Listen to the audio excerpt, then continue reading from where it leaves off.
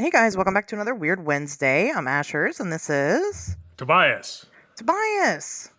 How was your weekend? Oh God, how was my weekend? It was good. I actually managed to catch the last drive-in live on Oh, well, nice. what the same time everybody else was watching it. I don't think it's recorded live or whatever. But yeah, so that was awesome. I I haven't been able to do that yet this year. So being able to was pretty cool. The movie was fine. Was not my favorite, but it was okay. And let's see. Then I did a bunch of boring homeowner stuff that nobody needs Nice. to hear about, Sure. and I worked on my new book. I'm like fucking neck deep in Men in Black stuff right now. Nice. Yeah, working on this new book that I'm working on, and then oh god, I got to watch fucking Muscles and Mayhem finally, Oh. and I was so stoked. It's a fucking documentary series on the American Gladiators. Oh, very cool. Yeah, I was so happy because I've wanted to watch it for a while. Because when I was a kid, American Gladiators were like they Yeah. were huge, right? Like that was a big deal, and so I loved that shit when I was a kid. I ate it up, and I could kind of forgotten about it because it was only on for what 6 or 7 seasons or something, and Sure. then it just kind of got memory hold, and that was the end of it. But yeah, it just brought back so many memories actually of watching that show and then hearing people's experiences on there. It's funny. It reminded me of the paranormal television industry more than anything, and I think this is something we see across creative industries, right? Like anything that involves any kind of entertainment or anything similar, and that is how little people get paid and how exploitative it can be. Like I'm not known for turning down television like opportunities and things like that. I don't think most people are, but something people need to understand about it is that using American Gladiators as an example, like they didn't get paid shit. Like a lot of them when that show ended, they didn't have much to show for it outside Mhm. of whatever they had brought to it, right? And that's kind of the same here. Like just because you've been on television, you don't get paid shit for for doing that. Yeah. Like I know people. I'm not going to name anybody because this was all private conversations. But like I have talked to people recently that I know within the industry who have turned down television opportunities recently because they just weren't vibing. Like they wanted them to do stuff that they didn't want to do. And the reason that those things are so easy to turn down once you get to that point is because they don't pay shit and they Yeah. really don't do that much for your career. Like it's cool to go to an event or something and have somebody recognize you from something you've done. Like that's a great feeling. But like you don't necessarily see a huge noticeable difference in uh, book sales or other requests for appearances or anything like that. Like I think people sort of expect, and again, you don't get paid. It's not like you're getting residuals from your one appearance where you were interviewed for the show or something. Right. So it's not super lucrative. But yeah, so it was just interesting for me to see how these circumstances exist across these different these different types of like entertainment television. It's just shit's the same everywhere, just some rich asshole taking advantage of people getting richer off of the fucking sweat of other people's labor, basically, off of other people's ideas, other people's fucking hard work, and it's never going to change. It's just the worst, but here we all are watching TV anyway. So what are you going to do, right? Sure. Yeah, that's definitely something that people don't understand about um things like that. I mean, you're right. They don't get that, like, you, even though you're in front of the camera, Like, you are the small person, and it doesn't necessarily mean that, you suck, or you don't know what you're talking about, or whatever. It's just that you're not the one really getting paid to do that. You're actually the product, and you are definitely being used as such. It's neat though. When we did our investigation tips episode, of course we talked about the money that you make in this field, which is not any, hardly, if ever. But it's like that in a lot of things. I similarly had kind of gone into a rabbit hole about musicians, and how, some people, when you're kids, like, you just want to be a musician, right? And you grow up and you perform and you do all that, but it's not that simple. And, most musicians are, there's a reason why they call them starving artists. I mean, they don't have a promised paycheck. They don't have a pension, they have no retirement plan. They go gig to gig and hope it's enough to pay the bills until the next gig, and it's usually not. So, Yeah. and that's just the reality of it. But I think shining a light on that stuff is important, because so many people don't know. They just have no idea. So, Oh yeah. No, I mean, like, if I am approached by a production company that seems to sincerely want to create something of quality, I'm never going to say no to them. yeah. Like, that's not going to happen. Like, I've got something coming out this year that I'm excited to see. Yeah. I think it'll probably be pretty good. I think people will find it interesting, and I think they'll like it. But so, like, there is value to this medium. We just don't make any fucking money off of it. Like, Right. my generally what I tell people is that the rule of thumb here, I think, is if you don't see executive producer in front of their name, they didn't make any fucking money off of it. Yeah. Like, literally, you will get paid anywhere between several hundred to like $1,000 maybe to uh, appear on one of these shows, and that's not, it's not nothing, but it's not a lot of money either. Right. Yeah. So, and that's it. It's like a one time thing. And so, even if you've got like a reality TV show series or something, you literally might only be making 500 or $1,000 or something per episode. And Hmm. if there's only like 8 or 9 episodes in a season now, because seasons are so short, um, you can't live off that. Like, that's nothing. Right. Right. Exactly. So you have to get, if you want to do it for real all the time, I mean, you have to pretty much work way more than you're worth. Yeah. Well, you have to learn how to monetize yourself in a way that I was not prepared to when I Right. started doing this. Like, Yeah. I'm still not good at it, because I don't know. Like, I didn't become a writer because I love getting in front of cameras and talking to people. Sure. Like, no, I hide behind my books. If you want to know what I feel like, if you want to know what I think about something, go read my book. Like, that's why Yeah. I fucking wrote it, not Right. because I wanted all this direct attention from people. Um, but if I feel strongly about something, then I'm willing to put myself out there. Sure. Definitely. So, Yeah, absolutely. Well, I mean, how long did it take you to commit to a podcast? A couple forever. years, right? So, I Yeah, mean, I didn't, and you people have know, been telling me for years that I should do more in terms of podcasting. Just in general, people have been telling me that I should do more. I should seek out more appearances. I should do more podcasting and stuff like that. And the reality is, it's not that I don't like getting out there and meeting people. I do. Like, the one thing that gets me to keep going to conferences is hearing people's stories, and getting to meet people who've actually been directly affected by the kinds of stuff that we talk about. Um, but yeah, like, it's not something that I'm super comfortable with all the time, because I'm kind of an introverted person. It's super draining for me to go do yeah, stuff like that.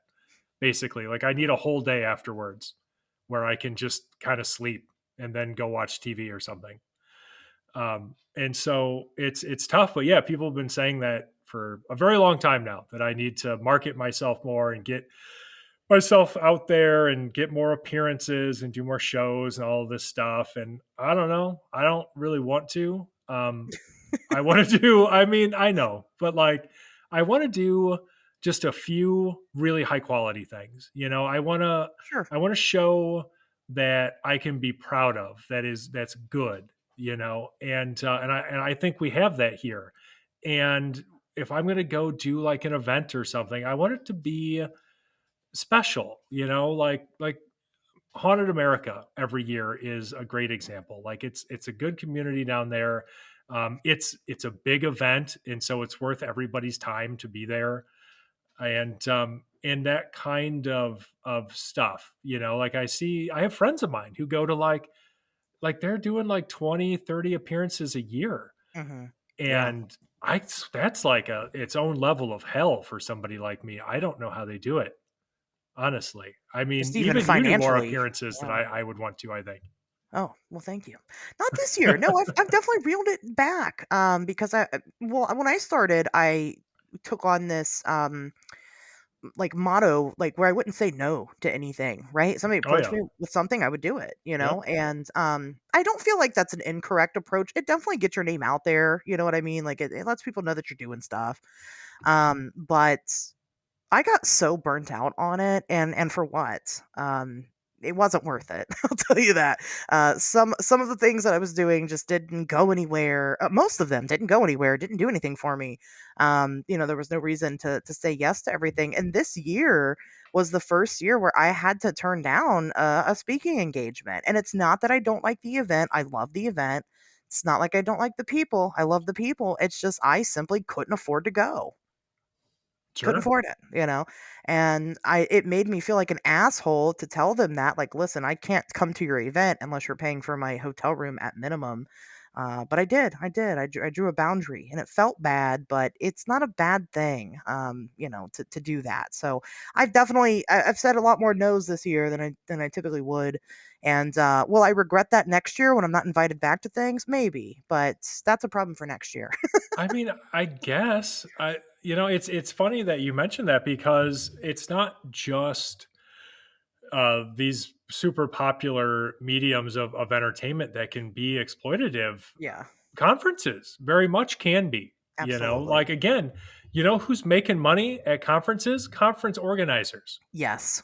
They and uh, absolutely and are. and everybody else not so much. Like I definitely have made money going to conferences. I'm not going to say that I haven't. At this point, that's my one rule is that it can't cost me money. And Right. so, yeah, if you want somebody at your event who people actually give a shit about and want to hear speak, you're going to have to, at minimum, cover their fucking lodging. Like, Right. are you Period. serious? I'm not paying hundreds of dollars to go to your event. Like, I'm Right. sorry, but this is a job and I can't have my job cost me money. Yeah. That's insane. Like Yeah. what kind of crazy reasoning is that shit? But yeah, no, like there are events that kind of expect that. Now, I don't know if these events have heard of this thing called the internet, but yeah, right? Like good news for everybody who doesn't want to put up with that shit is you don't have to anymore because frankly, you don't fucking need events. Nope. You shouldn't be going to them if they're not fun. You shouldn't be going to them if they cost you money because they don't do nearly as much for you and never fucking will as this thing called the internet. You should be spending your time establishing an internet presence and putting your work out there because you can do that with no middleman and you don't have to pay somebody else to fucking do it for you. We live in an age of miracles where we just don't have to worry about that shit anymore. Yeah. So, if you got to tell somebody politely, of course, thanks, but no thanks, because they're asking you to do something that's not a good situation for you, who fucking cares? Like Right. conferences, yeah, they're a little anachronistic at this Yeah. point. And to be perfectly honest, most of them right now have more in common with fucking Comic Con than they do the actual like academic conferences that would take place, back in the 60s and shit that they are associated with. A lot of them now are just celebrity meet and greets. It's not exactly a fucking meeting of the minds with Yeah. people sharing all of these brave new ideas like it used to be decades ago. So if you got to miss that because it's costing you money, it's not doing anything for you. Well, shit, you're probably better off. Yeah, I couldn't justify it. And actually, this year was the first year I've ever been paid and lodged at a conference. And that sucks. That's really shitty. It shouldn't be that way, you know? So Oh, I that's don't the know. thing. Well, and then Yeah, these places wonder too. I think a lot of these events wonder why they don't do very well. Well, it's like you can't attract the leaders in a field with amateur hour bullshit like that. right. You can't. Yeah, You can't yeah, do it. You know, people aren't going to put up with it.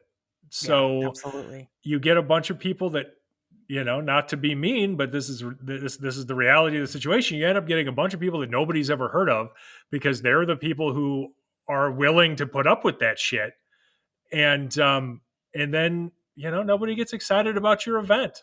Well, you know, if you couldn't afford to actually treat the fucking talent you wanted there correctly, you couldn't afford a fucking event in the first place. Yeah.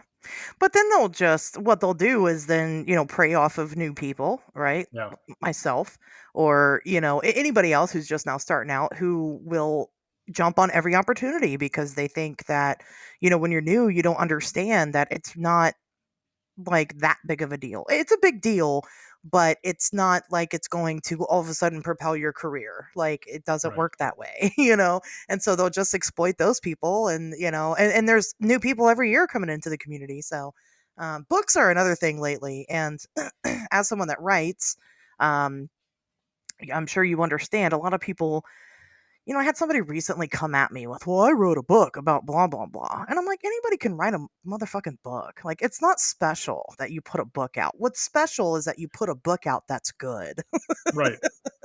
and actually has some type of, real content in it that actually means something. Literally anyone can write a book. I think you and I have even talked about how, like, other people have given us their copies of their books and stuff like that before to read, and some of them are just some are okay, some are good, but some of Sure. them are just like, wow, did your fucking 5-year-old print this out? This is terrible. I don't, It is a double-edged sword where, yes, on the one hand, and this is fucking great, you know, anybody can get their work published. We don't have to live under the thumb right, of publishers, which, by the way, publishers don't give a shit about quality.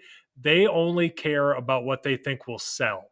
And so exactly, it's not as though getting something published through a traditional publisher is some guarantee of fucking quality. No, it's just a guarantee that they think that there's a chance that they could make money off of it, which is not the same thing as an actual good book. right, Um, but anyway, so yeah, like anybody can get something published, which again is great because you have all of this stuff being published now that is really good and probably would not have been given a chance by a traditional publisher because it's just too on the edge, right? Like it's just too it's it's just beyond where they can see, you know, like it's too advanced, it's too cutting edge. That's what I was going for. And but you know, the other side of that, of course, is that if anybody can publish anything, there's a bunch of fucking dummies out there who are going to publish stuff that's just hot garbage, and yeah, it's too bad. I mean, I try not to call attention to it. Like I remember once I was asked to review this person's book, and I felt bad. There was an editor that had actually asked me to do it, and I looked it over, and I'm not going to say whose it was, of course, because that's just mean. But it's seriously, and I'm not. This is not hyperbole. Uh, I. It seemed like it was written by like a fucking seventh grader, like yeah, seriously, and not a smart one. And so I went back to this editor, and I, you know, this is, and by editor again, this was not like some big time traditional publisher. This was somebody who probably was publishing books, you know, out of their home office or something and calling themselves a publishing company, which by the way, there are a ton of, and don't fall for it. But yes, anyway, and I had to be like, look, I can't review this. I don't want to have to say I don't want to have to say mean things about it, basically, and I don't see any way around that. And so I just didn't, you know, and I don't think the author took it particularly well because I think they must have found out. But it was the reality of the situation, and I thought I handled it with as much class as I could, because to this day I've have never and will never tell anybody whose book it was, or anything else.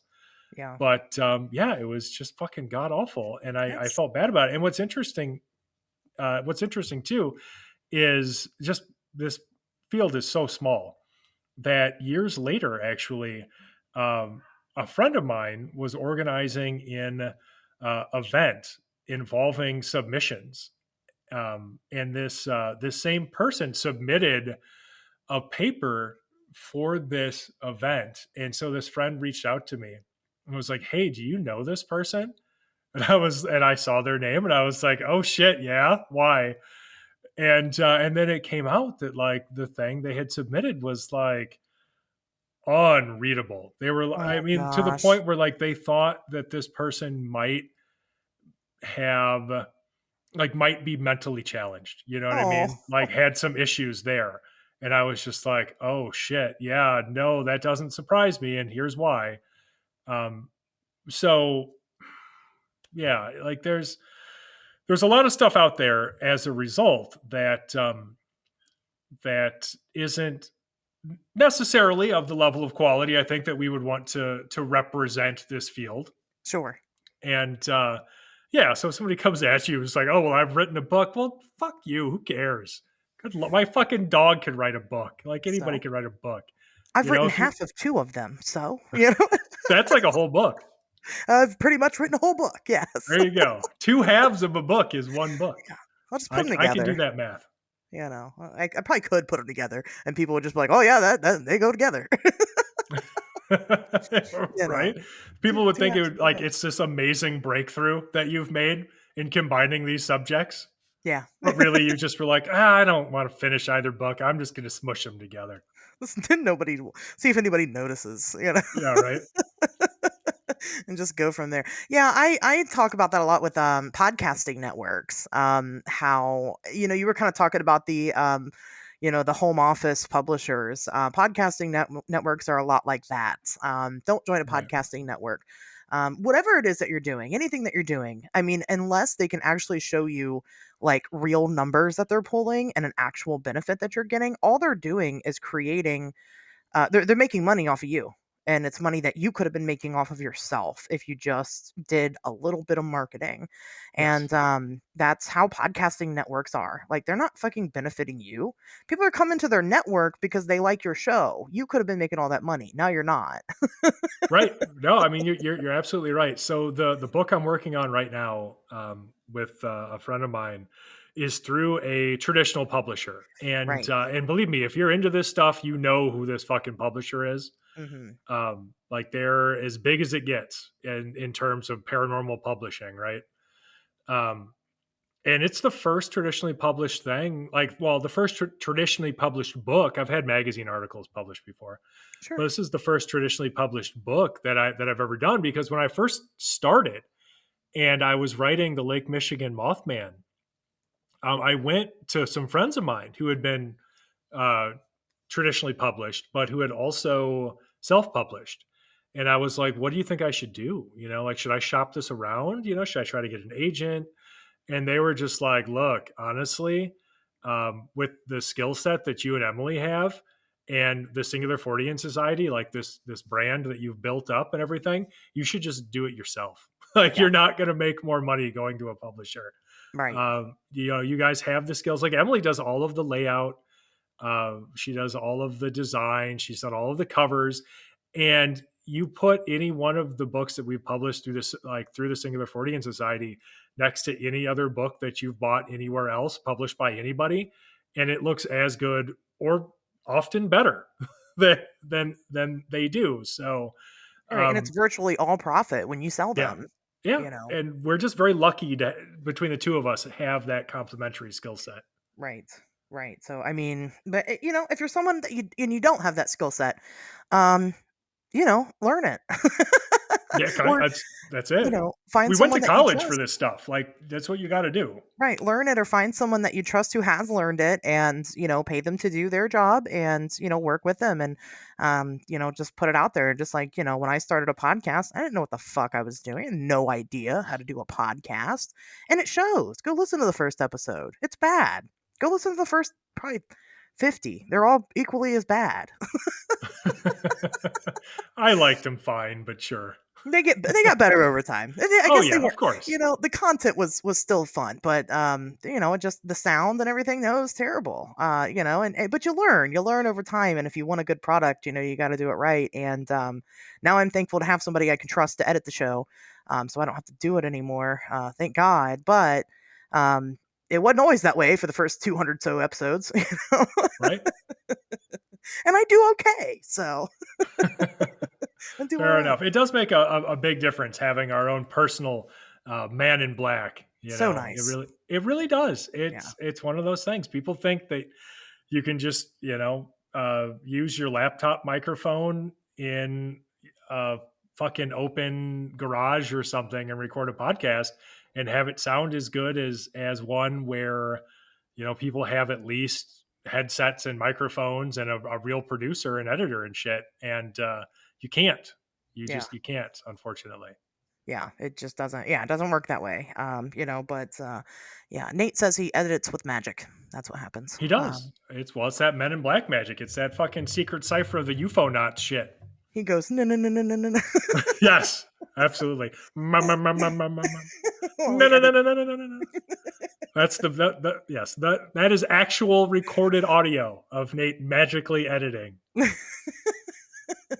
Maybe we'll get the audio clip of that and put it up on the Patreon or something sometime. It'd be You funny. should. Um, it'll be No. great. And I don't think we're trying to discourage anybody from going after their dreams. I think that I want everybody to go out and record their podcast. I want everybody to Yes. write their book. I do. I want that for you. I want that for you so much. I want you to actually succeed at it. And what people need to understand, what anybody listening needs to understand is that it's more work than you think, and you need to learn how to do it right so you can do it well and people will care about it, because otherwise you're going to be disappointed, and I don't want you to be disappointed. I'm going to tell you, when it comes to making anything, it doesn't matter. Just make it. Just make the thing. It's not going to Sure. be perfect. You're going to learn how to perfect it better and better each time you do it. But the first part of it is just to do it. Like, just fucking do it. Who cares if it sucks, right? It's going to suck. And then you can look back on it and go, wow, look how much that sucked. But look how great I am now. That's part of it. And Yeah. yeah, it's a great, it's a great process. Not everybody can put out, their first book or their first podcast, or maybe make movies, who knows what you make, whatever it is, Sure. and have it be the greatest. Yeah, I think any artist will tell you that. Oh, of Their earlier course. stuff is Yeah, I terrible. didn't mean that. Yeah. That's fine, but no, I'm just saying, and I think you should, as on a personal level, give yourself more credit than what you're giving yourself, because you are capable of learning new things and putting those things into practice.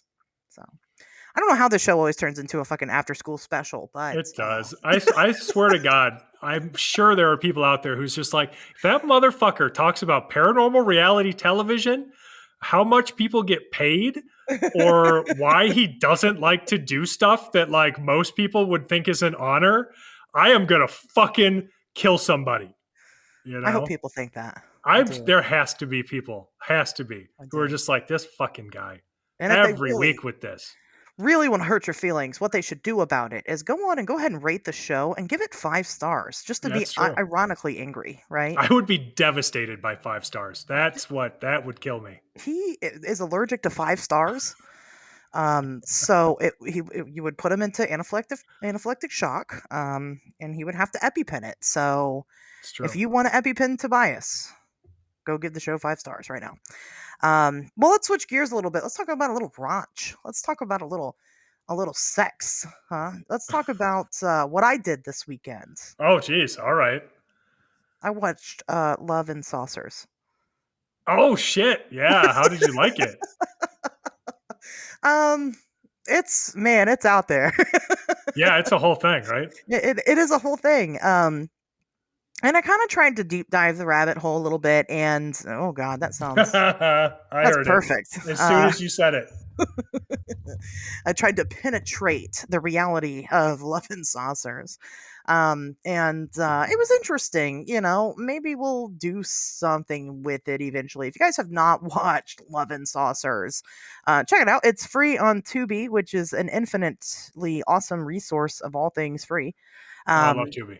Love Tubi. Go check. It's like a little over an hour long. It is about David Huggins, who lost his virginity to an alien woman and who continued to make babies with her. Like he was practically a baby farm. And I mean, if you want to check it out, check it out. I think you should. It's something else. I'll tell you. So digging into it a little bit more. Of course, it sounds ridiculous, right? Yeah, that didn't happen. No way that's happening. And oh yeah, also he's an artist and paints these encounters. He's got like paintings of him sucking on alien titties and Oh, stuff. fuck yeah, he does. I Um, want one. I want to purchase one, and then I want Emily to let me hang it up in the living room. I want to purchase one, but I want somebody to turn him into me. I Okay, want somebody to just paint me sucking on alien titties. That'd be cool. that would be cool. Instead, because I don't care about him. But yeah, you can buy them. And he still makes them to this day because divinely he was told to paint this stuff by the aliens, and he doesn't know why. He doesn't have an explanation. He doesn't know why he was chosen. He's got like hundreds of alien babies out there, I guess, or That's a lot of something. child support. He's got a lot. Well, I don't, I guess he doesn't pay it. Wow, deadbeat space dad. Not a Yeah, good look. right. Just saying. Well, that's why he's got to sell paintings. So That's true. And this is David Huggins, by the way, in case you yeah, were not David familiar. Huggins. And Love and Saucers, I love it so much. And part of the reason is it gave us mantis cucks. Oh yes. We didn't have So mantis cucks before, I don't think, but thanks to Love and Saucers, we do now. So, like, if you're getting down with your space babe or whatever, and you look over and there's just some creepy fucking mantis watching you from the corner, just let him finish. I mean, it's yeah, going to be more work to get him out of there, you right. know? He's just not going to go anywhere. Right. And that's kind of, well, that's how I found out about it, was because you and Nate were telling me about the mantis cucks, and then I had to watch it. So and it's very, yeah, it's I can't say it's true, but it is truly from David Huggins' mouth. He claims that they're like gray aliens, but they're overseen by like the mantids, and it's just a whole. I mean, it's a whole fucking thing. Go check it out. And yeah, so like I said, my opinion of it is like, did this happen? I don't fucking know. The guy sure seems to think that it happened. Either way, he seems pretty confident when talking about this whole world. And that's kind of a little, I mean, that's kind of chilling, to be honest with you. One of the things that he kind of brings up a lot, and people ask him a lot, is like, why you? Like, what is it about you? Like, why were you chosen to make all these babies? And he's like, I don't know. He kind of grapples with that. And I'll be honest with you, for legit experiencers, again, I don't know if David's making this up or he thinks this happened or it did happen. I have no idea. But for legitimate experiencers, typically they do like grapple with why them. And that part was very real, to me. And so I don't know. I don't know what my opinion is on it. It doesn't. I don't have to have an opinion on it. That's what matters. It's fucking worth the watch. Check that out. Oh yeah. Yeah, no, if you haven't seen it, you need to see it. It is definitely worth your time. And initially I wasn't going to go into that much detail about it. I kind of just wanted people to blindly check it out, because immediately in like the first 5 minutes he's like, I lost my virginity to an alien, and that's that, or whatever he says. I mean, it's just a fucking wild ride. Or at minimum, go look at his paintings. That'll tell you the whole story. Oh yeah. No, like they are explicit. Yeah, So, yeah, he does make some sexy paintings, so check those out. But yeah, I did that. And what else matters? If I didn't do anything else, what's cooler than watching Love and Saucers? Not much. nothing. Not much. Then I had to, call up somebody and have them come over. That's a great date movie. Okay.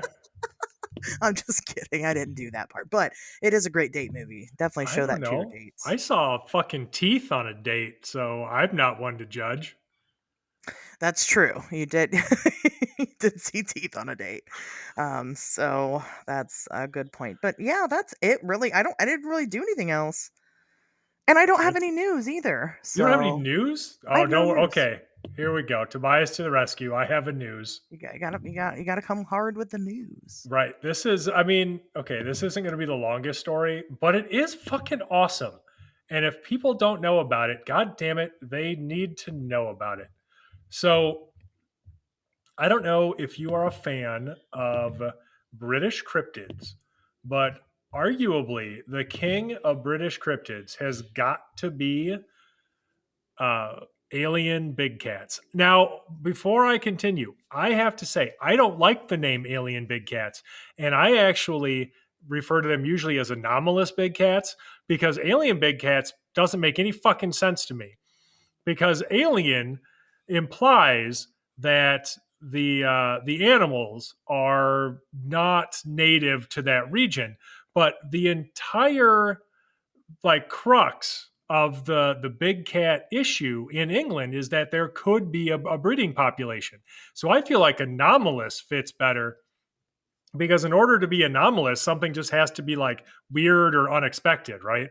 And so, yeah, maybe you're not expecting to see a big cat because you don't think that they live and breed in fucking the UK, but that doesn't mean that they don't just because you didn't expect it. So my point is we need to change alien big cat to anomalous big cat. You don't even have to change the initialism. It can still be ABC and it'll be a lot more accurate. So thank you for coming to my super boring TED talk on on how I think we should name these cryptids. But anyway, this is a big fucking deal.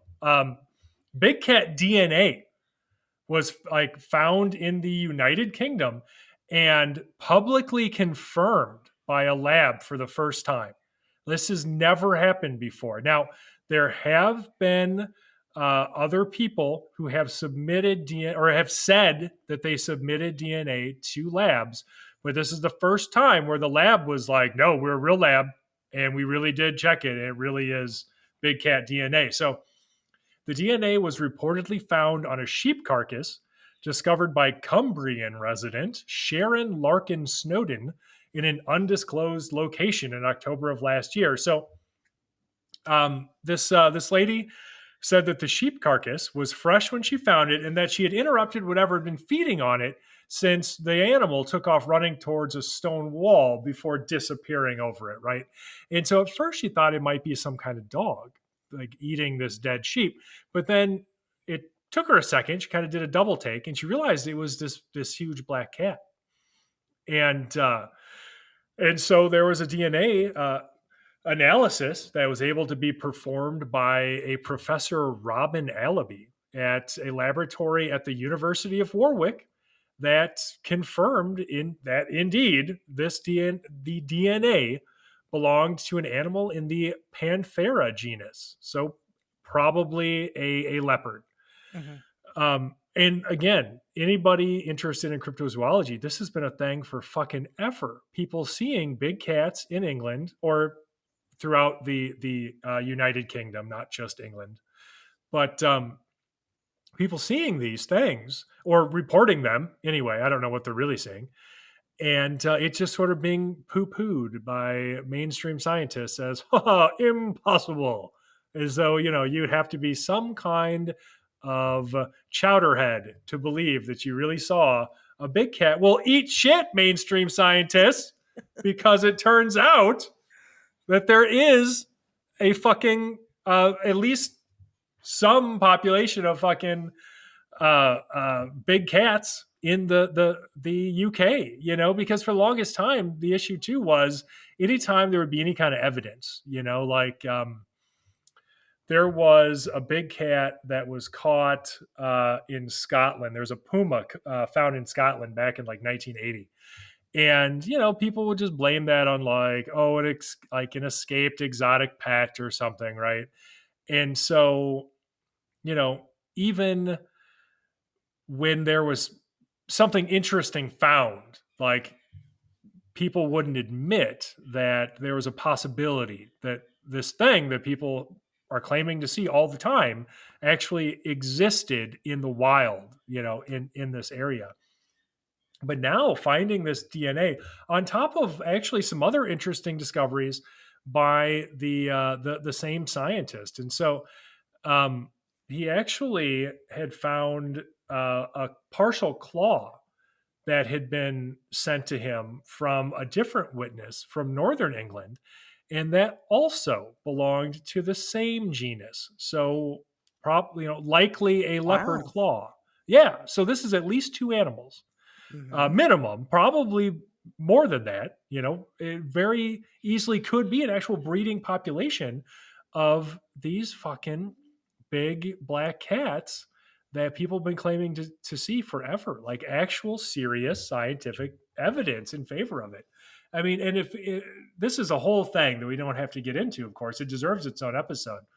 But the history behind these sightings, it's not recent. It goes back centuries, Hmm. like literally centuries of people in what is now the UK, talking about these big black cats, these monster cats, if you will, being reported in these areas. And so um, it's exciting. It's exciting to have that kind of confirmation, and I'm kind of surprised actually. I haven't heard that much about it. I thought people would be more excited. I don't know. Yeah, no, I agree. I think the stuff that I have seen about it, I've definitely seen people just be dismissive, like, "Oh, okay, well, you got DNA off of one creature. It's just an escaped pet," and it's like, how many fucking times? I mean, when are we gonna stop and go? These people's encounters that they're having actually mean something, right? How are we going to stop and put it all together and go, maybe there is a breeding population out there. People just like to kind of explain it away with that, and that's just not fair. I mean, how many DNA results do we need?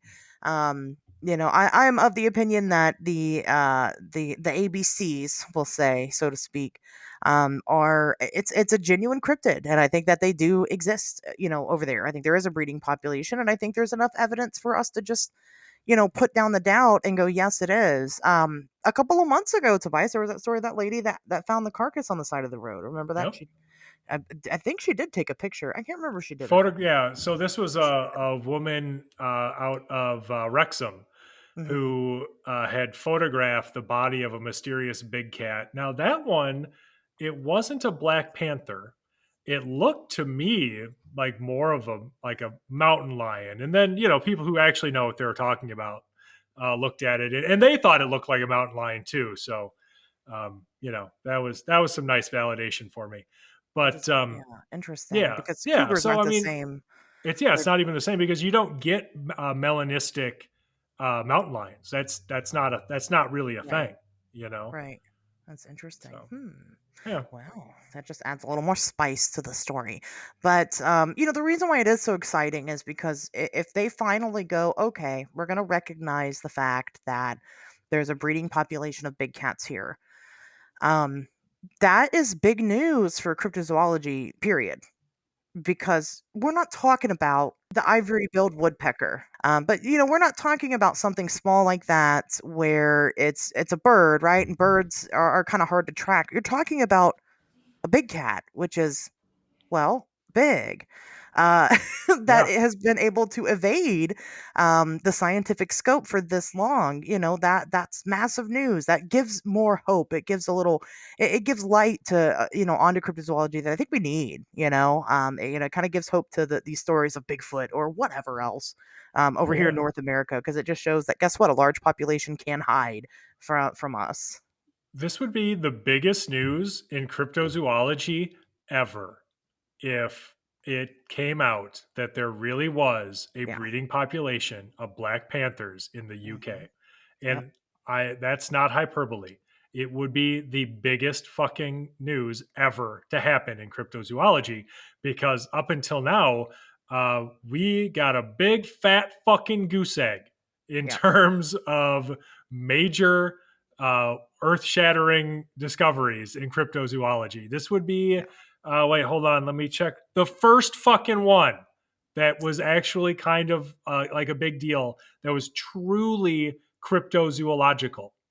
Um, I mean, people like to talk about stuff like the coelacanth and that kind of discovery, but I mean, it's arguable even whether or not to include that, Yeah. within cryptozoology. But this ABCs, they're fucking cryptids. They've been Yeah. cryptids forever, and to be able to confirm something like that would be huge. Like you can't overstate it. So Well, the victories definitely do get overlooked a lot, and I don't know why. I think it's because when we do have those discoveries, people aren't that excited about them. And the first one that comes to mind to me, and probably the newest one that we've had actually, is the colossal squid.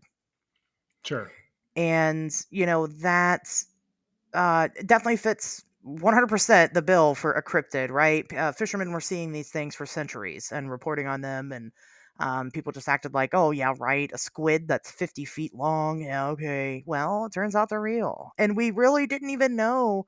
We still don't even really know how big they get, but we could at least kind of confirm them because we only ever found tentacles and just assumed that maybe these were weird, freakishly long tentacles on big squids.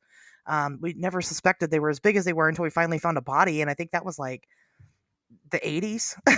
you know, but nobody ever talks. Nobody ever talks about that. They're just like, oh, when you talk about like, oh, well, cryptozoology, like you said, it's usually big old goose egg, and usually it is. But we need to get excited about this stuff, and that's why we need to get excited about the big cats, Oh yeah.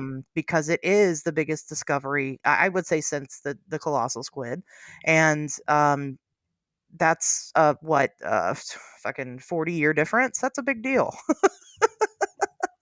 But still, once in 40 years means guess what? It opens up the possibilities. Just like I think I made a post on Facebook or something talking about how like if even one Bigfoot sighting is real, right? Let's just pretend they're all fake, but just one is real, then that means they're real. I mean, it doesn't Right. mean it's proven scientifically, but if even just one came out to be, yes, this actually happened, then it actually happened. We need to celebrate this stuff for sure. And that is worthy of celebration. And I hope that they do something with it. I hope it's just not thrown out like, oh, okay, that was cool. Let's let this pass by. No, we shouldn't let this shit go. We should keep talking about it and see what's going on. What's the next step now? Because I haven't seen that. I've only seen that we've got the DNA, but no moves to do anything with it. So the ball's in your court, science. It's your turn. Um, I think part of the issue is that they're not going to do anything. Actually, um, you'll have like basically the investigation of this stuff is 100% civilian led. It You is, know, yeah. um, so you've got essentially citizen scientists, which is great. I think that's awesome, and people should totally get involved in that kind of stuff and get into investigating things like this. I think that's 100% fantastic, and so many good discoveries have been made that way. But that's the reality of our situation: is that it is 100% like citizen scientist or amateur or whatever you want to call it led, versus having universities send out like legitimate scientists. Um, and well, shit, legitimate scientist makes you sound like an asshole. You know what I mean?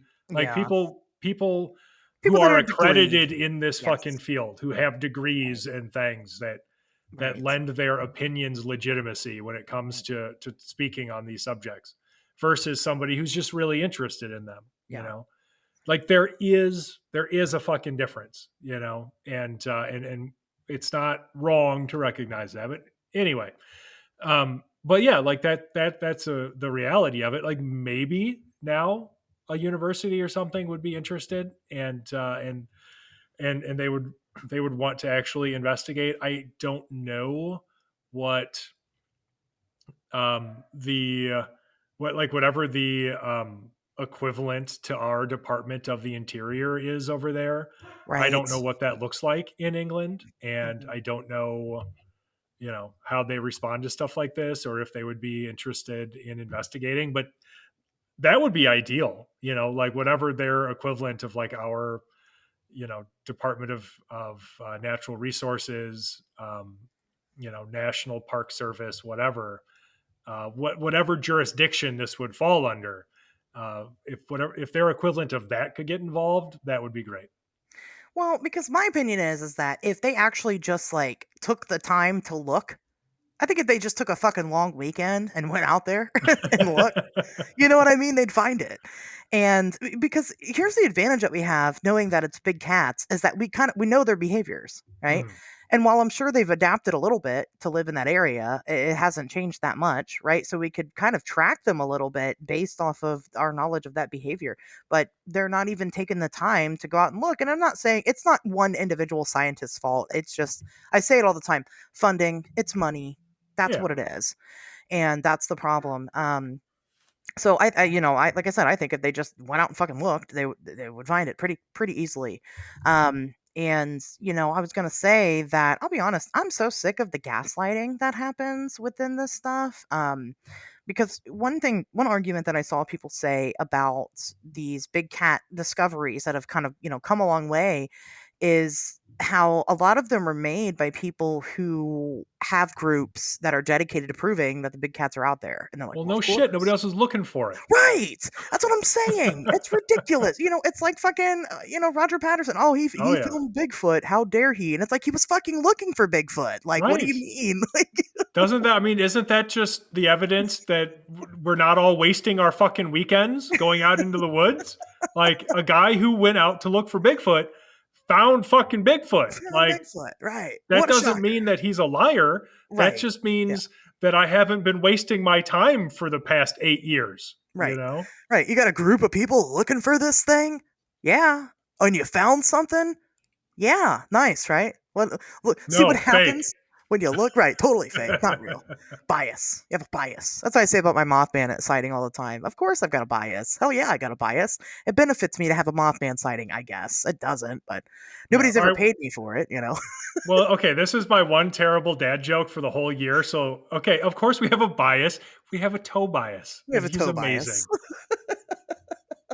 That's what I'm going to say next time. Yeah, I got a toe bias. That's right. Where's yours? Yeah. There's only You don't have one. one. I bought a pie over the weekend, and it was Uh, it was Grandma Tobias's pie. And Weird. I thought about you, so Okay. your grandma made me a pie. Grandma, but why would my grandma have my first name? Maybe you're named after your grandma. I don't know. Maybe. No, I mean, I'm pretty sure my parents just smoked some fucking bad weed and picked a random weird name. So, Same. Yeah. My name means nothing to anybody or anything. She just liked it. So but yeah, right. Like it's not a family name.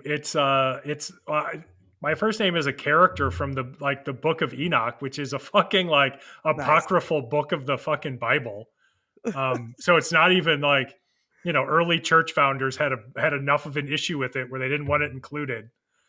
And let's see, the if I remember correctly, like Tobias specifically is some character who like helped exorcise a demon or something. Oh, Um, yeah, I don't know. So again, like they must have been high or some shit because it doesn't make any sense otherwise. well, I'm just saying your grandma made me a pie and it was Oh good. well, good. I That's ate your grandma's especially amazing because none of them are alive. yeah, it's supernatural pie. That was the Oh, good. Supernatural Pie band name, calling it right it's now. it was good. Anyway, that's some good news though. Yes, it is That some is good some news. I that is forgot good about news. the colossal squid, though. Okay, so we've got See? like one. We've had like one major cryptozoological discovery in the history of cryptozoology until now. So this might be two. So, but you But see that's what a I big mean fucking though? deal. Right, Yeah, you forgot about it, and that I was a did. big fucking deal, and it should have been, but people Yeah, act like it's not. And yeah. it's No, like you're completely right. it's like, 100%. but it was like that's mass. Well, and I kind of know that because I made the post about the Billy apes this weekend or Mm. this week, and it didn't go over well because people love to talk about the Billy apes and how they are a cryptid, and they're not. No. They're just Eastern chimps. I'm sorry. Right. Well, that's what I'm saying. Like a lot of this, it's so weird what people choose to concentrate on. Right. Because you're right. Like a lot of the shit that they think is such a big deal isn't. Like it's not a fucking cryptid. Like that's what Right. that's what I was talking about when I touched on like the coelacanth and stuff. And like most of these things that people count as wins for cryptozoology are very arguable. Right. They're They just are not. not necessarily wins for fucking cryptozoology, but we've got like one, maybe two now that are. So can we just concentrate on those for just a little while? Right. Do Right. we Give have them to their memory hold space. them like immediately? They deserve it, you know? Maybe I'll make a post about the colossal squid, just to There you throw go. it back out there so people don't forget. Yes. I won't let people forget. Justice for the colossal squid. God Yeah, damn it. it needs to happen. That's true. Um, anyway, so you want to talk about some atmospheric beasts? Yes, justice for atmospheric beasts. Yeah, That's what we really need. the squid of the sky, the There's colossal so much. squid. Yeah, right. I would fucking hate that. That is terrifying. You know, it's funny. As soon Wow. as I saw what the topic for this week was, of course, immediately the first thing I think of is fucking Nope. Like immediately. Yeah, of course. And that movie, I don't usually get grossed out. You know, I watch a lot of horror movies. I watch a lot of sick shit, right? And I don't care about any of it. But that movie where the fucking UFO is like sucking all those people in and then digesting them, that was, I mean, it was amazing. It was great. But like, I was bothered by that. Like, that bothered the shit out of me. That was too much for you. Right. And that, again, like, that never happens. But like, that one fucking movie, I was just like, this, there's something about being swallowed and digested by a giant animal that I think speaks to me on a very primitive, sort of visceral level, right? Where Yeah. it's just like this, the reptile part of my brain just responds to it. And I'm just like, oh God, no, I'm prey. I got to get out of here. You know, like, yeah, goddamn, that fucking movie. Good movie. Yeah, if anybody who hasn't seen Nope, pause the podcast, go watch Nope, come back, and then listen to the rest of it. But Yeah. yeah, fuck. It's Yeah, already been spoiled UFOs. for you, but that's okay. It's been Well, out for a it's, while. yeah, come on. You know, you gotta do your due diligence. I'm glad that somebody with a name in any type of film made something about atmospheric beasts, Yes. because it's one of my favorites. It never comes up. You know, you never hear people talk about it anymore. No. It was huge in like the what 60s and 70s. Well, really, and well, I'm sure we'll get into this, but kind of all the way through the aughts. So like Yeah. there was a good several decades where, you know, at least atmospheric beasts were around, but you Yeah. never hear about them anymore. Never. Well, I mean, you do, but then they're so easily explained away, because most of them are like in photographs and stuff. I think even NASA allegedly caught a few, but Right. NASA's just like, it's just, swamp gas or whatever it is they say. It's a Um, weather balloon weather balloon, caught right? in the you know, currents of swamp gas the producing. biologists, they're like, it's a bear, it's, Right. What's the other one? Temperature inversion. So oh it's like a God, weather balloon. Uh, it's swamp gas reflecting off a weather balloon caught in a temperature inversion, being held by a bear. being held hostage by a bear. And of course that's really what they are, right? We know that. But Obviously, I mean, I'm not obviously, an idiot. but I like these, I like them. They're just so fucking bizarre. And the thing about it is that atmospheric beasts, there's not a lot to them. Actually, Tobias, you should write your next book about them. I'm demanding it. I don't It'll want be to do like it, 50 pages long.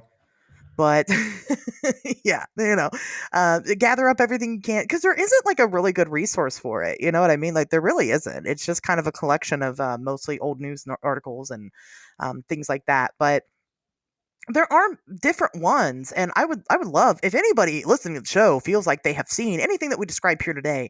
Contact me. Get a hold of either one of us. I don't care who it is, because there are people that claim to see these things still. But again, it's in like Facebook groups and subreddits, and there's no like official nobody's like reporting them officially. And Sure. I want to hear about them because they're fascinating. Now, don't make them up. Just talk to me, of course. Yeah. But No fake actually shit. report them. Right, actually report them.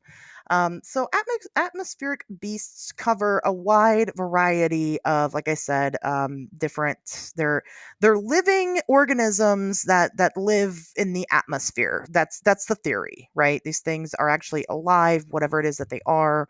And they have a wide variety of how they look. And I thought that we would kind of break them up kind of into those categories. And we're going to talk about a couple of things that aren't necessarily atmospheric beasts, but kind of go along the same vein. So why don't we start with the Crawfordsville monster? Okay. Probably one of the earliest examples that I know of.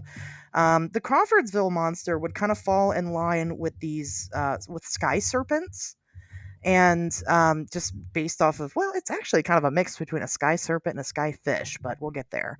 Um, but sky serpents, people allegedly have taken pictures of them. Obviously, they look like serpents that are mostly translucent, hanging out in the sky. And one of the earliest examples of this was in 1891 in Crawfordsville, Indiana, where the initial sightings that took place were first two ice delivery drivers. They were delivering ice for hot people. And it was Marshall McIntyre and Bill Gray who saw this strange creature in the sky. And I actually just went ahead and took their quote directly of what they saw. I'm going to go ahead and read that off. They said it was about 18 feet long and 8 feet wide and moved rapidly through the air by means of several pairs of side fins. It was pure white and had no definitive shape or form, resembling somewhat a great white shroud fitted with propelling fins. There was no tail or head visible, but there was one great flaming eye and a sort of a wheezing plaintive sound that was emitted from a mouth which was invisible. It flapped like a flag in the winds as it came on and frequently gave a great squirm as though suffering unutterable agony, is Sounds what they like a said. classic Snallygaster to me. Doesn't that sound a lot like the Snallygaster? Yeah, Like a weird amount, yes. I agree. Just without limbs, you know. Yeah, it doesn't have the Um, tentacles, but yeah. right. Or but it could have, and they were like next to its body. I don't Maybe know. maybe it had him tucked in. Yeah, it was trying to be aerodynamic. And it was not having a good time, according to them. It also had the flaming one eye that they could see. So clearly it had debris in it or something. I don't know. Um, was the eye actually on fire? I don't think, I don't understand that part. It was just literally inflamed. I have no idea. I really don't. But what's fascinating about their encounter, it's so fucking weird, but what's neat about it is that later that evening, this same thing was spotted by a local pastor, Pastor G.W. Schweitzer, who woke up in the middle of the night and was fucking around outside for who knows why, and saw the exact same creature and was so excited about it. He went to go wake his wife up and told her, and he's like, "Get your ass out here! There's something weird going on." And she runs out and she takes a look at it, and it's doing its thing like it was doing earlier. They kind of had said that it had gotten so low that they thought that at some point it was going to like try to land on the property, but it didn't. It just kind of continued to fuck off in agony into the night, and that was that. Other people came forward and allegedly had seen this thing within the town. But what was interesting is that the delivery drivers or the delivery guys, I shouldn't call them drivers. I think they're on horses. 1891, Probably, yeah. and horse drivers, and the pastor and his wife actually got really shit on for this. Like people were really making fun of them for what they had claimed to see. Some people were freaking out. Some people were saying that this was a sign of the end times. The pastor was getting letters from different people, that were claiming to have seen the same thing in different states. One woman claimed to have seen it in Ohio, of course, because that's where all the weird happens. It probably was born here. I wouldn't be surprised. But yeah, Maybe. The Crawfordsville monster. What do you think of that one? I think, well, it's interesting. So apparently, there were interviews conducted years later by a local reporter and Fortean Society member named Vincent Gaddis, and um, as a result of those interviews, he said that there were hundreds of residents who supposedly observed this phenomenon, right? And and this is my favorite part. Some of them claimed that they could feel the monster's hot breath as it swooped over them.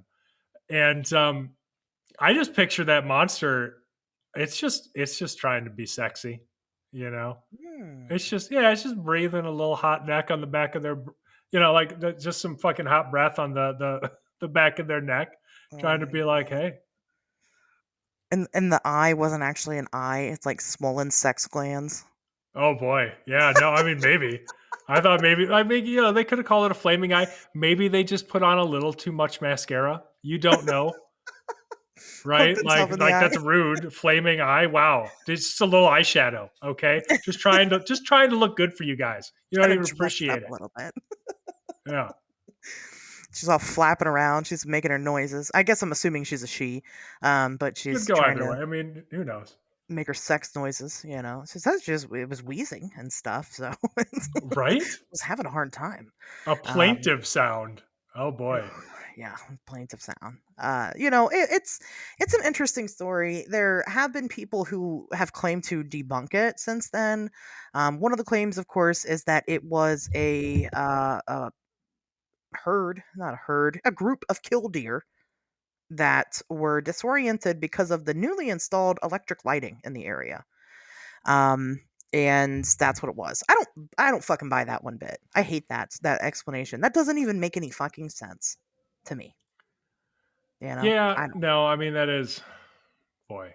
That's a stretch. It's interesting that you mention that there had been electric lighting just installed, because one of the earliest and best and few, like you mentioned before, resources for this kind of stuff, of course, is it's Charles Fort, and then it's sort of all of Fort's everybody who was inspired by Fort. Right.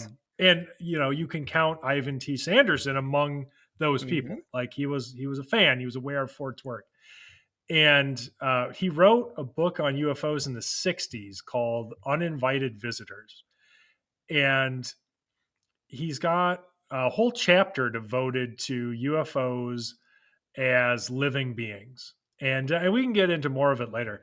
But one of the speculations involved in that was that these atmospheric beings might feed on energy rather than plant or animal substance, right? So you can think of it almost like a plant, feeding on sunlight, right? Mhm. So like a type of almost photosynthesis, and that might be something that these things are attracted to. And so, having this recently installed like electricity makes it more compelling to me. It doesn't, it Sure. doesn't serve as like a means to debunk it, at least not in my opinion. Yeah. No, I'd agree with that. I think it was also Ivan T. Sanderson who kind of mentioned the fact that they maybe it wasn't him. I can't remember now. Somebody had mentioned the fact. It's not my theory. It's not original.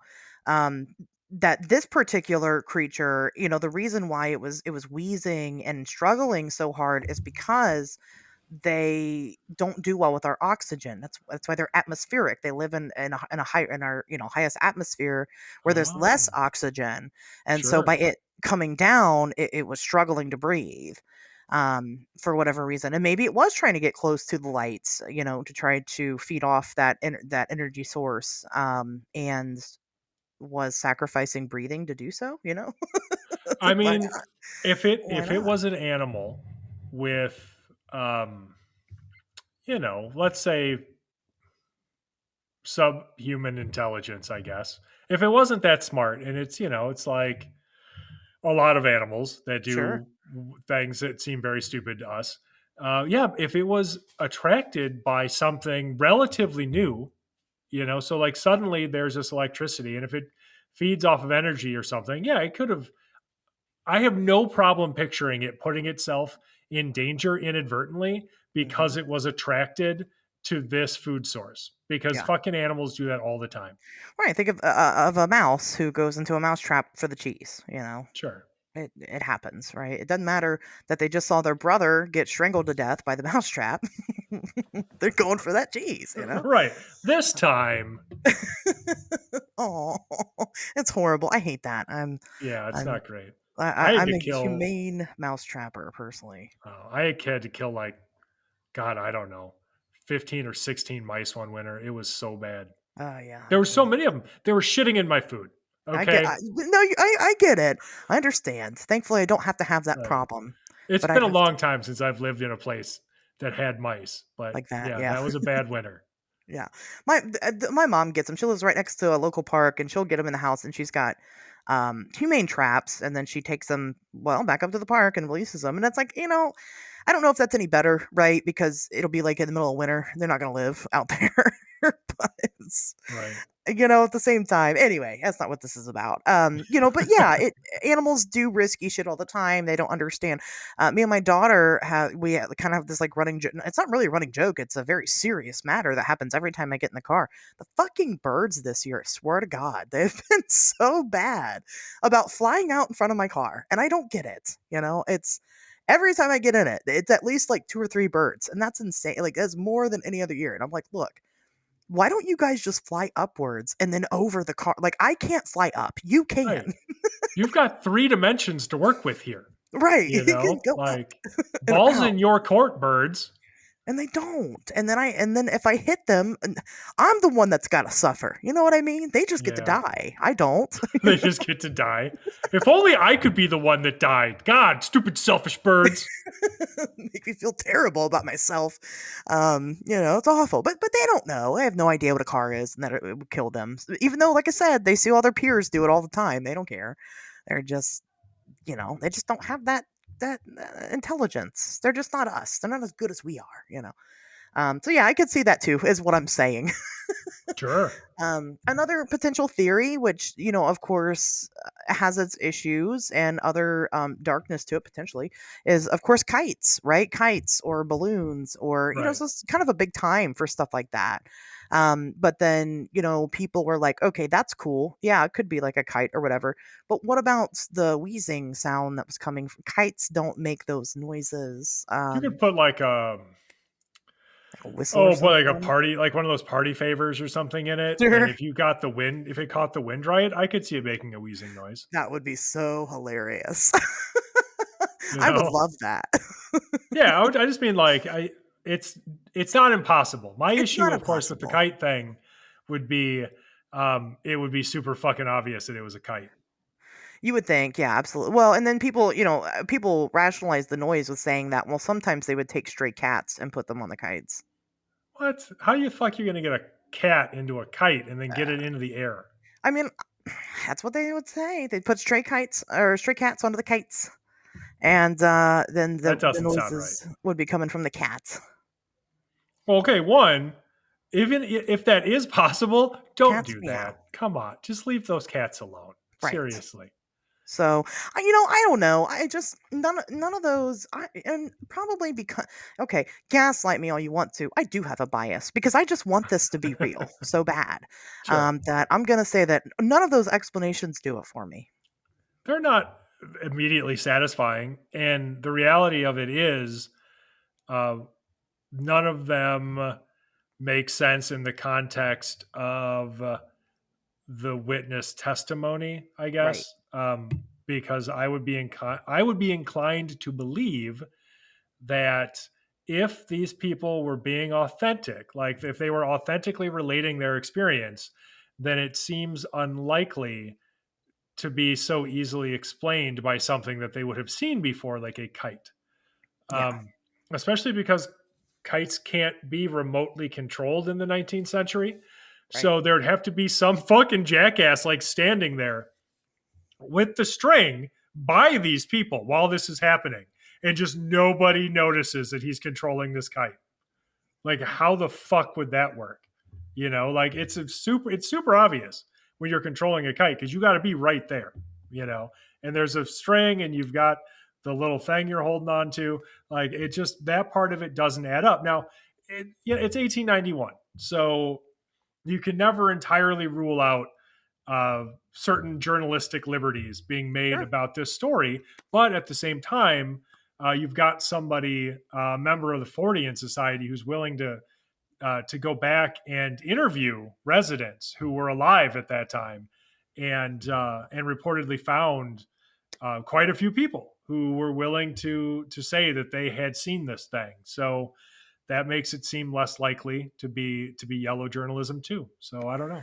Yeah, none of them were like, "Oh, it was just Jim Bob with his kite," you Right. know? I mean, and none of that has ever like, when we saw with the, when we talked about the Aurora crash, you know what I mean? We at least had that one person that came forward and was like, "Yeah, no, it was all bullshit. I Right. knew the pe," that's never happened in this case. Yeah. And like I said, then the witnesses went on to be, the key witnesses here, went on to be ridiculed, for what had happened, and things like, just make shit up so people can make fun of you all the time. Yeah. Right. Usually you don't invite bullying to yourself. So I don't know. I think it's a legitimate story. I like it. Like I said, I got a bias. I want it to be real, so I'm gonna believe that it's real. I'm gonna believe that it got poked in the eye by something. I don't know what. Um, and that it was wheezing in pain because of that. Sure. I just want to believe that somewhere out there is a fucking sky beast That's like sexy. sexily breathing on people, just swooping down and being like, "Hey, what's up?" Just like breathing on their neck a little bit, blowing in their ear. Like, are we gonna do this, or? Yeah. Yes. Um, Hilarious. I wish that for you. I hope that happens. Well, I'm happily married, Well, but that's true. I want that to happen to somebody else. Maybe I could see it, not in like a mantis cuck kind of way, but just so I know it's real. Well, I was gonna say, don't like married people usually have like that. You have like the one celebrity rule. I mean, I think Oh if like you man, make an mine'll be the exception. Crawfordsville monster. Yeah. Yes. If I mean, is it cheating if it is interdimensional or whatever? I mean, I don't know. I don't know. I don't think That's so. I'm going to say no. I'm going to take a strong stance because I know Emily won't listen to this. so let's move on from the sky serpents. Like I said, there's tons of alleged photos of them. You can go check those out. To me, most of them just look like lights of some sort, right? Lens flare, Right. what have you. But that's just me. That's my opinion. I wasn't there, so I don't know. Let's go to probably the most popular is the are the jellyfish, right? Okay. This is, like I said, probably the most popular example of these atmospheric creatures. People claim to see, essentially jellyfish in the sky, or some people describe them as mushroom shaped. However, they do seem to have weird dangly, they glow always. They seem to have these weird dangly lights on them that, that look very jellyfish like. They seem to change shape, which is not something that we typically see in like a UFO craft. Oh, it can be, but I think that the kind of shape changing, and the fact that they look like jellyfish make people believe that these are living organisms on their own and not necessarily craft. Mhm. Now again, there are picture examples of these where people have allegedly caught them on camera. Out and about, I guess think Cthulhu, right? That's kind of what more of, that makes a little more sense. But anyway, tentacled beasts in the sky. They are very, very interesting. I'm not entirely sold on every single instance of them. I have come across, again, reported organic sightings of them, alleged organic sightings of them out on the ether of the internet, but I can't vouch for those people. I haven't talked to them. Sure. But I do have a favorite encounter, and Okay. Well, let's I'm hear gonna it. I'm gonna share it. It's pretty good. This is the Jingjian incident of 1998. This Whoa. one's really cool. So in October of 1998, four military radar stations in China spotted a blip that was hovering over a military flight training school, and it was unaccounted for, right? They don't know what this blip is. So they reach out to a couple of people and they're all just trying to kind of figure it out. Well, some people actually go out and take a look at this thing, and what they saw initially just looked like a star. It was just a bright dot in the sky. So Colonel Lee, one of the colonels here, sends out a fighter jet to go track this thing and go, get a closer look and figure out what it is. Well, as that's happening, the thing's kind of lowering and getting closer and closer, to the ground, and it's not necessarily coming too close. But people start to kind of make out a shape. And what they had ended up describing was a mushroom or jellyfish shaped thing. It had these weird dangling lights on it. It was all lit up. And so Colonel Lee sends his fighter jet up. The pilot of the jet was kind of playing cat and mouse with this thing for a long time. So he'd get close to it to try to really get a look, and it would just take off. It would end up, it would either go higher, straight above him, or it would just go off in a different direction. And this kind of happened for a very long time. The fighter pilot had actually asked for permission to go ahead and shoot at it because he couldn't keep up with it, and they didn't want him to. They just wanted him to continue to kind of observe it for a while. They didn't know what the fuck it was. Well, I got to say that that's bullshit because it's clearly the fucking monster from Nope, and somebody needs to fucking kill that thing. I agree.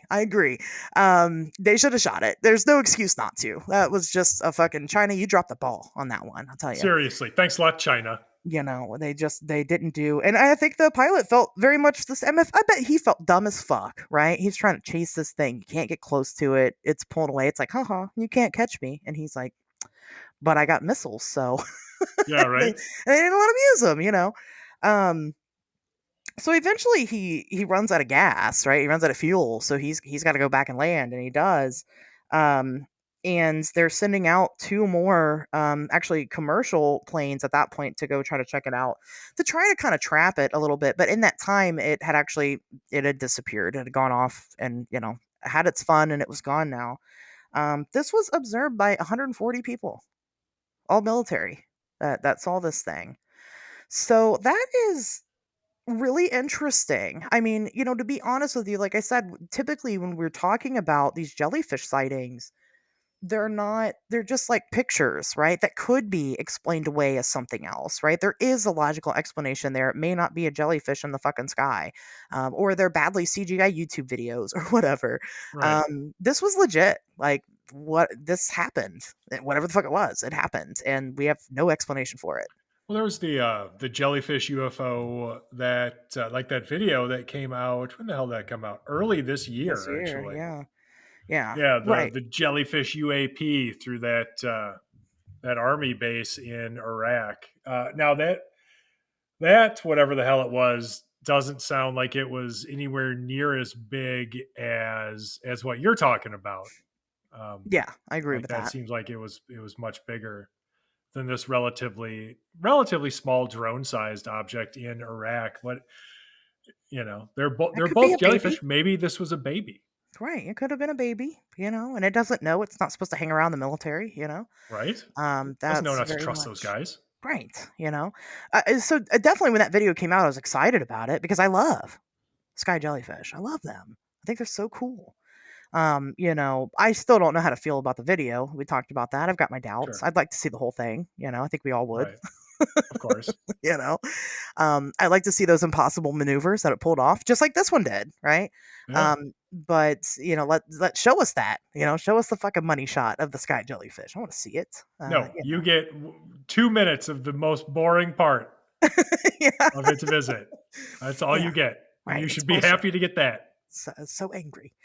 Um, but yeah, that's the Jingjian jellyfish. I had to look that one up to know how to pronounce it, and I'll be honest with you, there are others out there, other strange encounters. I think this is like the cream of the crop. Like this is the Yeah, best. But even like the other ones that I decided not to mention here, I mostly did not include them because I cannot pronounce most of the shit they're saying. This seems to happen a lot outside of the U.S. interesting. Like is what I've noticed. Most of them are happening. I mean, there's like a really famous one. I think there's a couple of famous ones in Russia. They're happening in different parts of the world, which I do also find very interesting. Now we have, I don't think we have any good examples of the sky jellies in the U.S. At least I didn't find any that made good sense. Even all the photos and stuff don't seem to come from us, Hmm. except for the things that people seem to have found in NASA's archive. But it wasn't like NASA was like, "Hey, look at the sky jellyfish." It's people combing through their photos that they have and going, "Look, here's a sky jellyfish." Um, But yeah, I do find that very interesting. It seems to be, I don't know, they don't like us. Probably because we will shoot them out of the sky. I was going to say, I think it has more to do with the fact that we don't put up with that shit. You Yeah. know, you want to come here to America, Yeah. suck our fucking citizens up into your gross jellyfish body and slowly Yeah. digest them while they scream in agony. No, thank you. No. You No, know, thank you. No, thank you. But you know what I would love to see is Crawfordsville monster versus sky jellyfish. okay. That would be fucking sweet. It would start out as a fight, and then the next thing you know, they're just kissing. Because that's the Crawfordsville's monster superpower is being seductive. That's Um, how it goes. Yeah. kill them with kindness. I don't even know how that would work logistically, but yes, that should be how it It's happens. yes, it's not up to us to know how that would work. Then the Crawfordsville monster, it injects itself into the top layer of the jellyfish and swims around in it, and now they're like one. Oh boy. Yeah, well that's how you get pregnant that way. That's how That's that how you works. keep This is health So class 101. yeah, I'm just saying, anybody, any impressionable young women out there listening to this, you see some smooth talking guy who wants to insert himself, underneath your epidermis and swim around in there. You don't let him. You tell him to put a ring on it. Before you let anybody touch your epidermis. I will say this. I forgot to mention this at the top of the show. A couple of parents reached out to the show Oh, good, and let us know that they let their kids listen to our show. And good. we don't think badly of you. We No, think I that you're think you're great fucking awesome. parents, and you are doing your kids a solid by letting them listen to the show, because now not only can they learn about monsters, but we will also teach them about sex. So that Yeah, just basic shit. I can't believe they don't teach that in school. I know, right? It's bizarre, but the school agenda, they've all got their agenda, so Oh you know. But anyway, I forgot to mention that. I just wanted to say we that's great. appreciate the young listeners too. Yes, as somebody who grew up having basically no restrictions on the media they consumed, it obviously turned out fucking awesome. I gotta say, I think that is fucking great. So, Yeah, this is your future. I hope it looks good. yes. Um, so anyway, so that's a good one. Any comments on sky jellyfish? Let's talk about those Yeah, guys. I mean, it's an interesting subject, and you're right. You don't get a lot of those kinds of sightings within the continental United States. They do seem to be more widely reported elsewhere. I don't know why that is, other than um, I think that there are probably a lot of hoaxes that come out of those areas. I'm not saying they're all hoaxed, but I think that things just have a way of catching on culturally in certain areas, and so you're likelier to see hoaxes of some giant flying jellyfish out of fucking China than you are here, because that's not really a thing that ever caught on here. So if somebody here is going to make a video, it's going to be like a triangle fucking craft or something, or a more traditional saucer or something similar. So I don't know. That's what I suspect probably would explain the actual reason why you don't have as many supposed sightings coming out of here. Not that there aren't necessarily, or it's not that they aren't necessarily happening everywhere. I think that they just caught on more in other places, so you get more bullshit. There's just more noise coming out of places where those things, like those types of things, are excuse me, are more popular.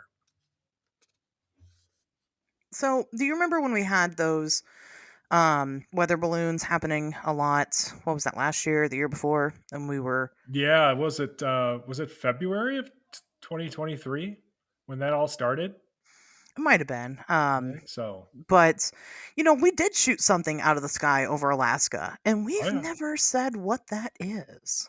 Just hey, don't worry about it, citizen. It was a balloon. We told you. I'm going with sky jellyfish.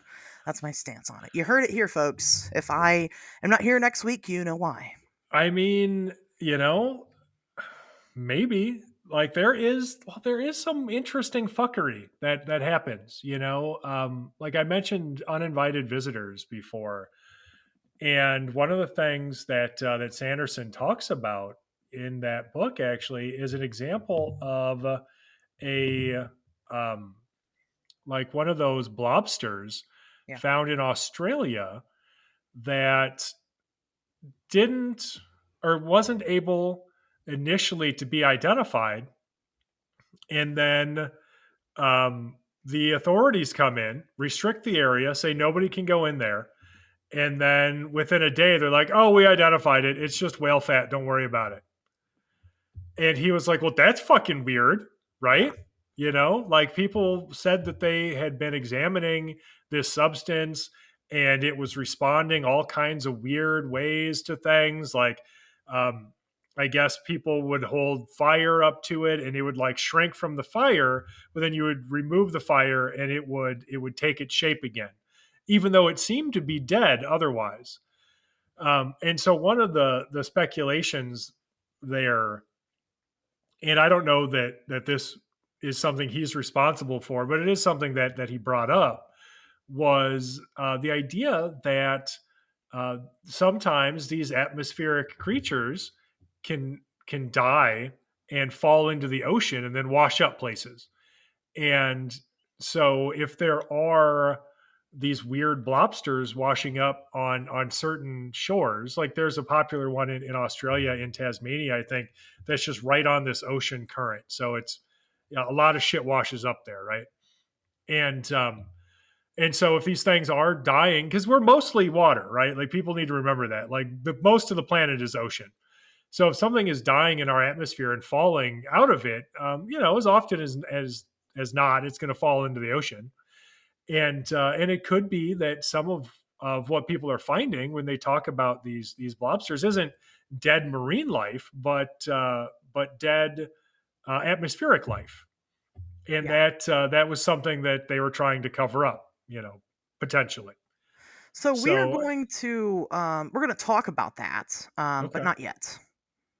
Because I have one more thing that's alive allegedly in the okay, atmosphere that we got to talk about gotcha. first. Well, sorry that I jumped the gun on that one. Let's do the one So more rude. live one. Right. We'll have to, just cut that out and we'll do it over. No, it's fine.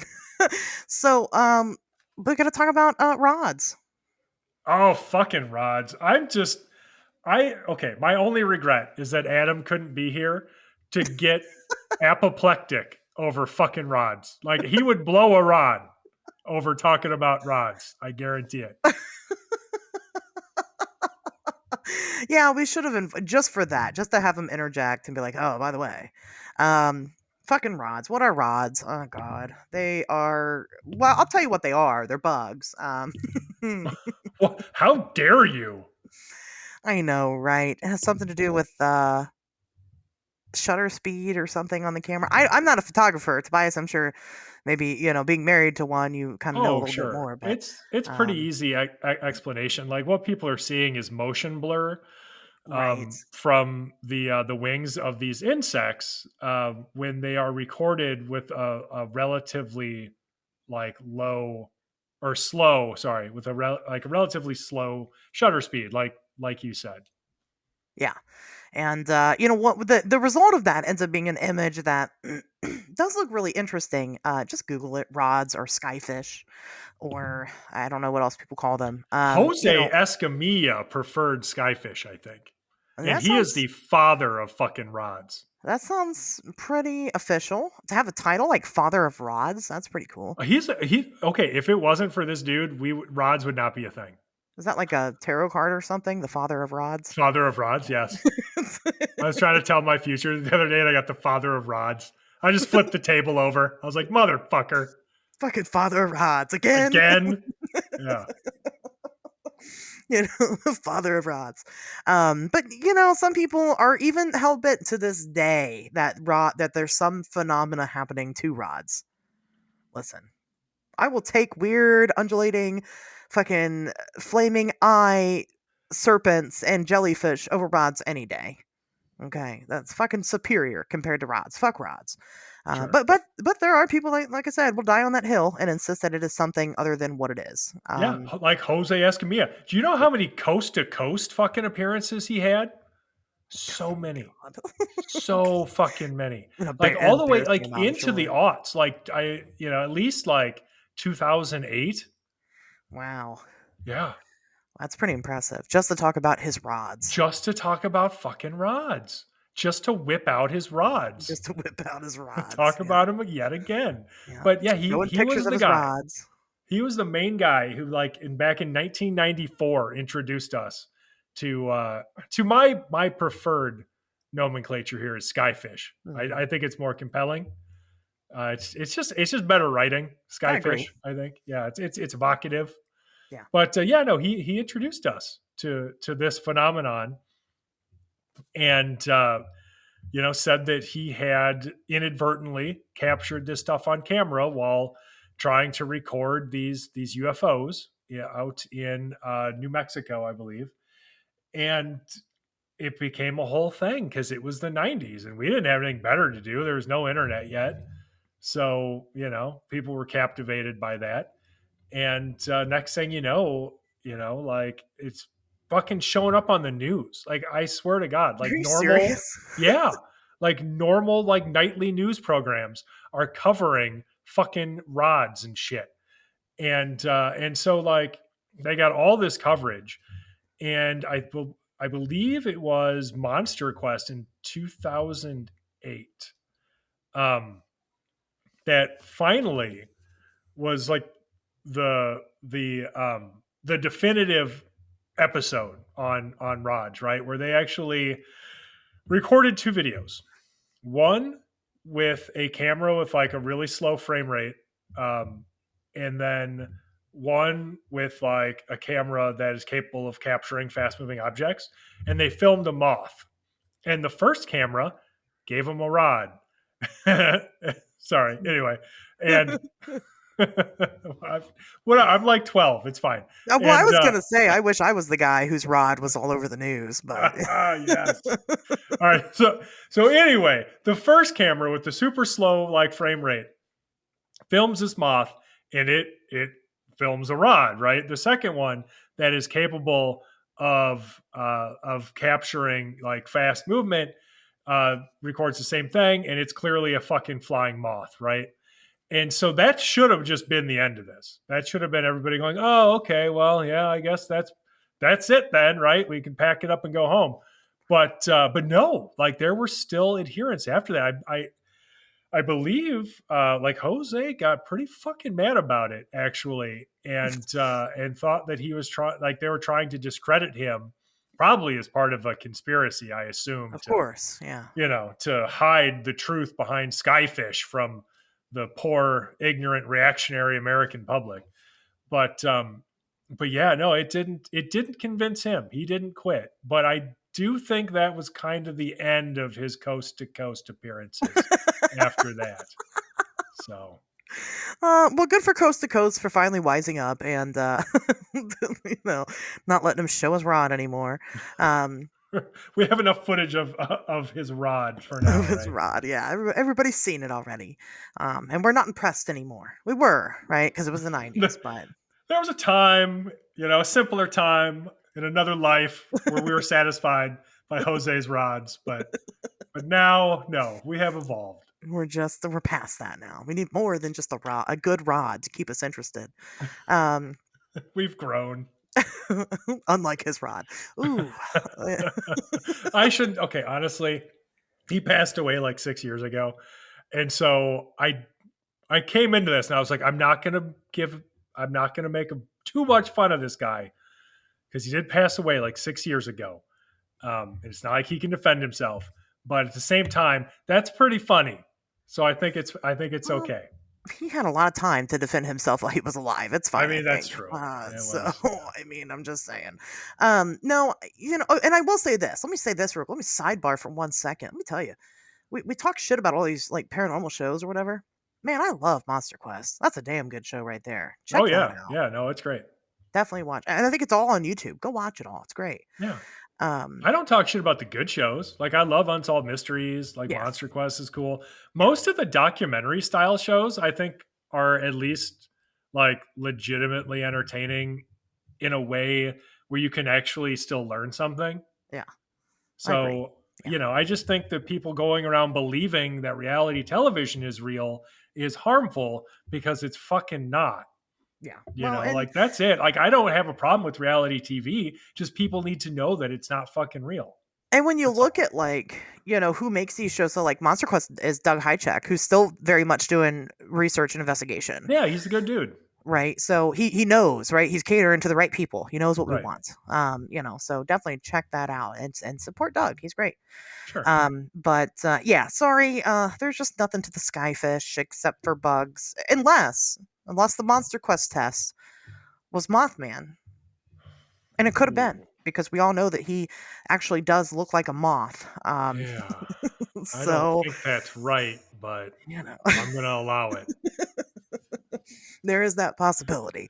Much like this phenomena of rods or skyfish needs to, let's talk about the things that die and what happens to them, Tobias. Um, Sure.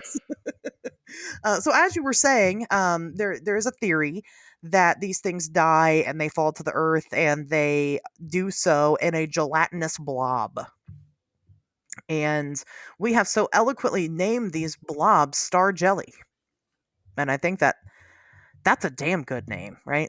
I love that. That's a lot of fun. Oh, sure. Um, Now, star jelly is something that is tangible. So it's not like maybe the story that we heard one time or whatever. Like we have pictures of it. We have people that have tested samples of it. Like we actually, like, this is an actual object of some sort, right? We know that it's the star jelly is real. It's Sure. just a matter of what the fuck is it, that tends to come into play. Now, again, some people think that it's these things, right? They are so weird anyway with their own makeup, that when they fall down finally and they pass through the different atmospheres in order to get down to the earth, that they turn into this gelatinous blob, and these are the remnants of what was once there. Um, I mean, I could buy it. I don't see why not. Like I said, we have tested some of these gelatinous blobs. And let me tell you, if you go on Google and you Google star jelly, you're going to find hundreds of articles that all have different scientifically backed results to them. The most popular, of course, being that these are actually the leftovers of frog sex organs, basically, Yeah. which is hot. This is a sexy episode. I hope people It are, really is. Wow. unbuttoning their pants, lifting their skirts up. Yeah, some people think that these are, just like the leftovers from, very specifically, like the female frog. Did you dissect a frog in school? I sure did. Did you do a boy or a girl? I don't remember. It's a long time ago. I think it was a girl. Well, right, you would remember because the girls had the eggs in them, and I remember because we had a girl, and the eggs are like fucking weird, like they're like black, and they already kind of look like these gelatinous blobs, but they're surrounded by like a substance all around them. And so what the idea is that these are frogs that were eaten by maybe birds of prey or something like that, and then they end up puking up like what's left over, and so because they can't digest the like membrane that holds the eggs together, it's that. Right. This is not a That's new idea, by the way. Like, no. if you can go back to the Book of the Damned by Charles Fort, published in 1919, and he's talking about this shit. And not just that, he's talking about like the science, like the quote unquote scientific explanation for it, which existed at that time. So like Yeah. this is not a new development. Back in like let's see, I'm looking at a report right here from 1841 where this shit fell out of the sky. And at that time, people were talking about it being frog. They call it frog spawn, but yeah, basically frog reproductive goo. Ew. Yeah, being puked over areas. And Fort didn't buy it. I don't know that I necessarily buy it based on a lot of the eyewitness descriptions of things, because shit gets weird. Like here's one, June 24th, 1911, in England. The ground was found covered with masses of jelly the size of peas after a heavy rainfall. And it is said that the objects contained numerous eggs of some species of Coronimus, from which larvae soon emerged, which that's fucking disgusting. And also couldn't be frogs, unless frogs are now born of, gross larvae. I love that it's frog spawn, but it's not just frog spawn. It's frog spawn that has been eaten and then puked out. Yeah, exactly. As if like the fucking frog spooge wasn't gross enough. Like It's it also also has vomit. to be like swallowed and then thrown up. Like, what is this, a Japanese fucking porno? Like, what is happening here? Yes, yes, it is. Clearly, because that's the only other place in the world that this exists. Yeah, that's gross. It's, it's gross. But that seems to be the most popular explanation for this stuff. Now, here's the kicker of it. Other explanations include. Okay, no, hold on. Here's the kicker of it. Is that star jelly comes in a myriad of colors. Every color that you can think of has been star jellied. Sure. you know, it's clear, it's white, it's yellow, it's pink, it's blue. The whole rainbow of star jelly exists. And so, if it were specifically from frogs, specifically through vomit, wouldn't it be pretty consistently the same color? You would think. Right? You would. I guess unless maybe the birds are eating colored things. They're eating fucking crayons with the fucking frog spawn. Stupid birds Um, will eat anything. that's true. That's a good point. But we've also found this stuff to be in algae form. There's like different types of algae and fungi that also become gelatinous. So, like, that's a thing. Different gardeners and stuff will be familiar with it because they'll find it growing on certain plants or around certain plants. So that's that's a possibility. The remnants of multiple things mixing together in the atmosphere itself, whether alive or dead, and kind of turning into some type of goo is another explanation for it. A lot of articles you'll find it'll say scientists have no idea what this is. Well, it's not necessarily that, but they will take it and test it, and it doesn't match anything that we have really, and so it's just a fucking gelatinous blob. Um, but they're not really invested into testing it further aside from comparing it to, like I said, DNA testing, comparing it to the what we have currently on record. So they're not genome sequencing it to kind of get to the bottom of it. We're just not really placing too much importance on discovering the mystery of sky jelly, which I think is It's true. unfortunate. Well, okay, if people really understood the number of times that science just kind of shrugged and was like, I don't fucking know, Yeah. because there was no money in discovering something, Yeah. I think they would be fucking outraged, because Yeah. it is all the time, constantly. Yeah. I agree. I agree. And this is definitely, definitely that case because, like I said, it's tangible. People find star jelly now. Like it's not like it's difficult to come across. Like it is out there, just chilling. It's probably in your backyard at this moment. And go try some. Go spread it on your toast. Try it out. Let me know how it is. Yes, if Because I'm your curious. stomach erupts with thousands of tiny fucking skyfish larvae, try to get it on video. Take a photo Please. or something. Yeah. Just at Send it to least. us here at on Wednesdays We Talk Weird, Yep. and we do not accept any responsibility. No, not at all. It's that's what you do is your business. But Right. if you need to do it, record it at least, Yes. and let us know. So we'll try to come up with any explanation we can. And if it's skyfish, it's skyfish. Uh, Yeah. it's the way it is. But yeah, it is a weird phenomena that happens. Is it tied to these atmospheric beasts? I don't think there's enough to go off of to say it is, but there also isn't enough to say that it isn't. Sure. There's nothing definitive, but I think it's worthy of speculation. Sure. I don't hate the idea that it could be um, the decaying matter of these things when they die. If okay, there are a few steps we have to take to be able to get there, but assuming that these things exist, and then assuming that they are made of um, a more unusual substance than what we would normally expect another animal to be made out of, because you would have to be to fucking live in the atmosphere, right? Especially if they like live off of energy, like if they get a lot of sustenance from, or say even most of their sustenance from like solar radiation, supplemented by, I don't know, other weird like electromagnetism they encounter.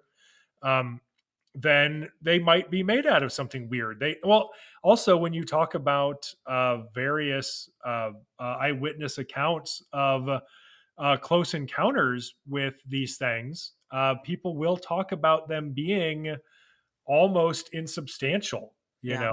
or being very soft, or if they're touched, have it, it'll feel almost like encountering like a giant tongue, you know? And so that to me, I think, speaks to the possibility of them being composed of this sort of unusual gelatinous material. And again, so if we can assume then that, or if we're willing to speculate that they live in the atmosphere, something has to happen to them when they die, right? They probably don't just float up into space. And so I think that at least being willing to entertain the idea that they fall to Earth, and maybe they get into the ocean and occasionally wash up on some distant shore, and maybe sometimes they fall in fucking England or something. Um, I think that that's reasonable. I think it's okay to speculate about that. Now, if you're going to go and vehemently believe in it, then that's a bridge too far for me. But I'm certainly willing to entertain the idea. Yeah. I agree. Well, and are they jellyfish? Because like if they're jellyfish, those motherfuckers live for a long time. Oh yeah, they're So practically immortal. right, so they're not like dying constantly. So it would make sense that this isn't happening. It's not raining star jelly all the time. You know, although it does happen pretty frequently, it's not like we die. Right, there's somebody's dying right at this moment. Oh, there went another one. Oh, now I'm Um, sad. yeah, well, or I'll make you happy. Instead of being frog spawn, how do we know it's not sky jelly spawn? I thought of that, right? Like when I was looking at this fucking report that where they talked about it looking like it contained numerous eggs, I was just like, good lord, is this how these things reproduce? Like this Right. is, I mean, maybe, you never know. It very well could be, and it's just somebody, I won't take credit for it. I did find it on the internet. Somebody referred to it as the intergalactic money shot, and I love that. Okay, I mean, okay, it's got a nice ring to it. It does. I'm gonna push. You can't see it, but I'm pushing my glasses up as actually, it's not intergalactic if they live in our atmosphere, Okay. but I'll allow it. Okay, but no, you're right. I'll give you that. You're right. You're right. But it does have a nice ring to it. You know how some people, when they get famous, they'll like partner with different brands, right? So you get like a really pretty girl on YouTube that does her makeup, right, and gets famous for it, and so she has like her own makeup line. Sure. I'm gonna do that, but with a brand of jellies. I'm Okay. gonna call it. I'm gonna call it. Here it goes. I'm gonna call it Grandma Tobias's intergalactic money shot. Do it. That's what it's As gonna long as be. I get some royalties, Yeah, it's sure. we're good. I think it'll sell. I think it'll sell. Sure. We'll have flavors like I don't know. I don't know. Sperm strawberry or spawn strawberry is probably better. Sponsor, Um like, what is sperm strawberry? sperm strawberry, spawn strawberry. Well, both, right? One's I think sour, one's spawn not. strawberry has a better ring to it. We'll do both of it. We'll Okay. do, I don't know, hot habanero. I will figure it out. You know, Yeah, no, it's fine. Like, there's no bad ideas in brainstorming. We'll get this hammered I out. think it'll do well. Then you can spread your star jelly on your toast in the morning for real, and not worry about radiation or birthing a million skyfish. So there's that. Right. I don't know. What do you think the star jelly is? I don't know. Well, I mean, I couldn't say, of course, definitively what it is, but I like the idea that it is the decomposing remains of atmospheric beasts. I think that's cool. Yeah, I think that's where I would lean if I got to pick what it was. Then sure, it would be that.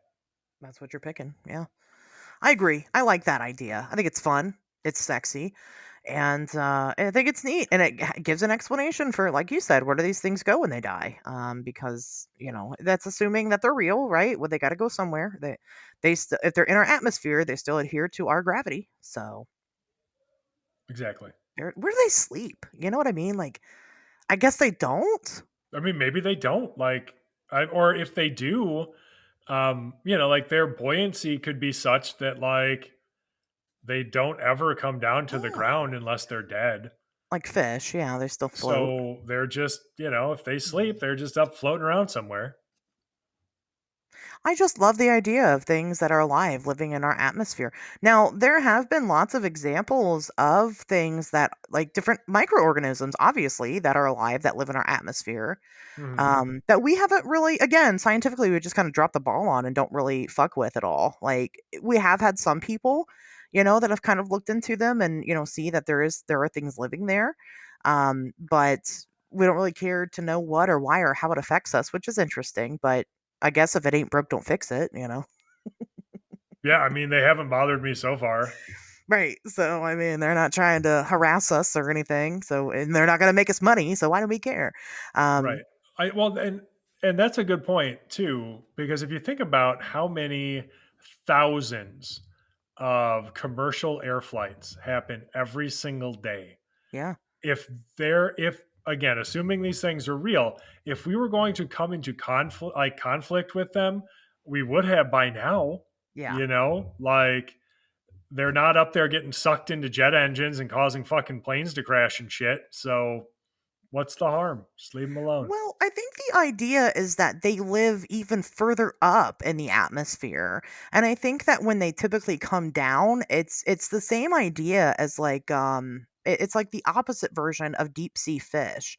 A lot Okay. of them when they're dying will start to surface.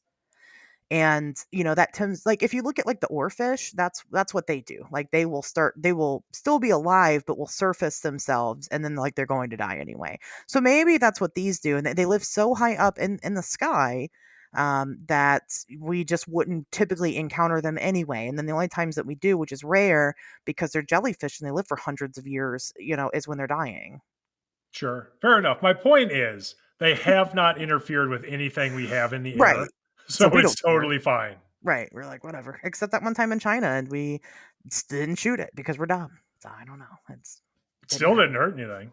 It didn't hurt anything, yeah, it didn't hurt anything. As far as we know, it just kinda hung out for a bit and then was like, "Fuck this place. These people are bothering." It was trying to take a nap. That's what Right? Just leave them alone. right, we were fucking with it, so, I don't know, I think it's a fun topic. The weirder, the better, in my opinion, and I mean, there's not much that tops this one, the atmospheric beast for me. Um It is definitely up there, and again, if anybody really genuinely has had encounters with these things, I would love to know about it, because there's just not enough. There's not enough sky jellyfish or serpent or fuck skyfish. Don't tell me about those stories out there, and we need more of them. We need people to speak out about them. Because hell, everybody's seen a UFO. That's not a big deal. Not everybody's seen a sky jellyfish, and I could see why people would be a little bit nervous about sharing that detail with people. Sure. But So, what if sky jellyfish and UFOs had more in common than people think?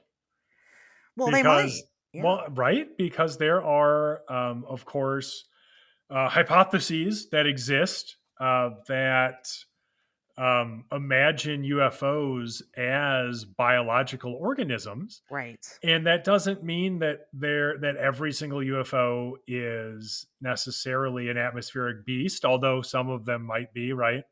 Um, but the idea of UFO as biological organism is a fascinating one. It's one you don't hear a lot about anymore, Yeah.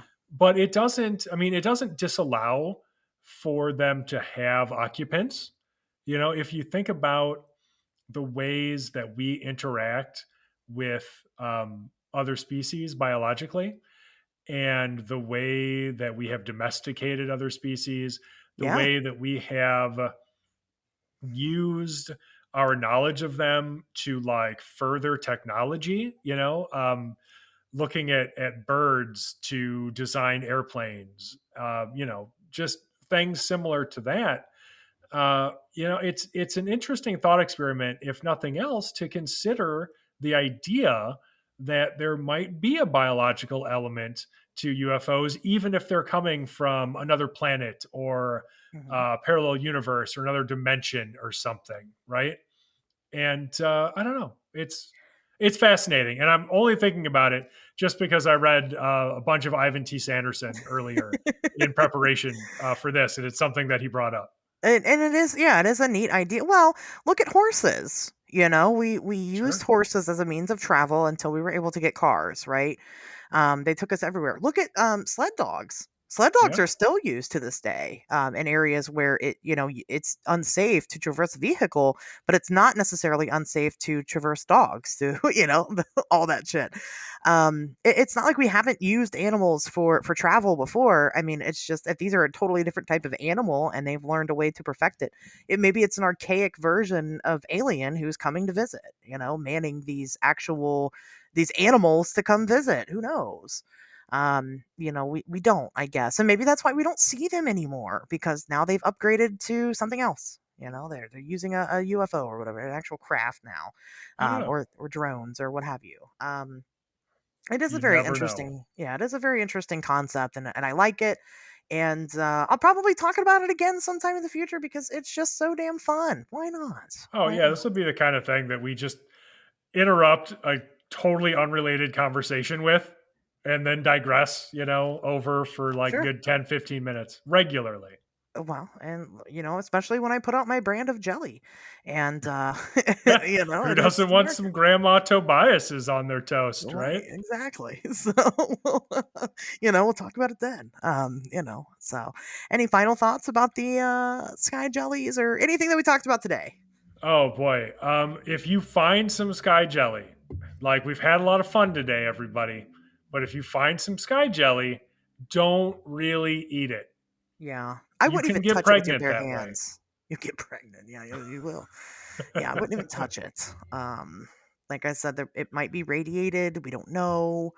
Or it might get you pregnant through your fingers. You don't want that. That's disgusting. Like I've seen so many horror movies like that. I just no thank you. You don't want to go out that way. I've never seen. I want to watch the movie where somebody gets pregnant through their fingers. Crawfordsville Monster versus the Sky Jellyfish would be a perfect time to introduce that. Just saying. Yes, it would. Um, you know. Well, I didn't want. We forgot to mention it at the top of the show. I want to go ahead and mention it now. Tobias, you're going to be somewhere this weekend that people can come see you. I sure am. So I'm going to be at Spirits in the Spring in Broadhead, Wisconsin. So you can come see me talk Sunday afternoon, but I encourage you to come for the whole weekend. It's going to be on Saturday and Sunday. And, should say our buddy Chad Lewis will be talking on Saturday.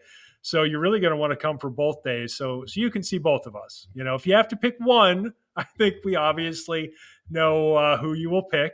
And I'll feel bad, and I guess I'll see you next time. But no, like you should definitely come check it out. It'll be a good time. I actually went last year, and it was a lot of fun. So you might even see our very own producer and an official Man in Black make an appearance. So if you're interested in that, I can't say for sure, but you never know what'll happen. That would be a big surprise, I think, for people. They can actually confirm that he's real, and we're not just collectively having a hallucination. That'd be nice because I'm not sure sometimes. So we'll see. And then just to kind of mention it, you still have a little bit of time, not much, but I will be at the Withville UFO Festival June 8th, talking about Injured Cold specifically. So if you want to check that out, that's in Withville, Virginia. It's an awesome event. I've been now. This will be my third year back. I'll go back again next year if they'll continue to have me, and it'll be definitely a fun time.